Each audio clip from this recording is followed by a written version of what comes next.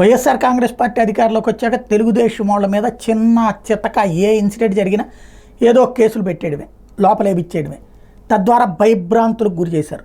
దాంతో ఆగ్రహించినటువంటి తెలుగుదేశం శ్రేణులన్నీ ఒక్కటై చంద్రబాబు గారి కోసం ప్రాణం పెట్టి పనిచేసి ఇవాళ రోజున ఆయన అధికారంలోకి రావడానికి 164 సీట్లకి కారణమైంది. ఇప్పుడు తాము అధికారంలోకి వచ్చాక అది రెడ్ డైరీ మహిమ, లేకపోతే ఎక్కడికక్కడ రెడ్ డైరీలా ఏదైతే వైఎస్ఆర్ కాంగ్రెస్ పార్టీ వాళ్ళని ఎక్కడికక్కడ అరెస్టులు చేసి జైళ్లలో పడేపిస్తున్నారు. ఇప్పుడు లేటెస్ట్గా అట్లాంటి అంశంలో కీలకమైనటువంటిది వైఎస్ఆర్ కాంగ్రెస్ పార్టీ వాళ్ళు అరెస్ట్ అయ్యి నూజివీడు జైల్లో సబ్ జైల్లో ఉన్నటువంటి వాళ్ళని మాజీ ఎమ్మెల్యేలు పేర్ని నాని, అలాగే కైలే అనిల్ కుమారు, ఎమ్మెల్సీ తలసిల రఘురాం వెళ్ళి పరామర్శించారు. జగన్మోహన్ రెడ్డి వాళ్ళని వెళ్ళి పరామర్శించుకున్నారు. మొన్న జగన్మోహన్ రెడ్డి స్వయంగా వెళ్ళి ఎట్లయితే మాచర్లకు సంబంధించినటువంటి పిన్నెల్లిని పరామర్శించి వచ్చారు, అట్లాగే జైళ్లలో ఉన్న వాళ్ళని పరామర్శించమని ఒక బృందాన్ని పంపించారు. వాళ్ళు జగన్ మీకు అండగా ఉంటారని జైళ్లలో ఉన్నటువంటి కార్యకర్తలకి భరోసా ఇచ్చి వచ్చారు.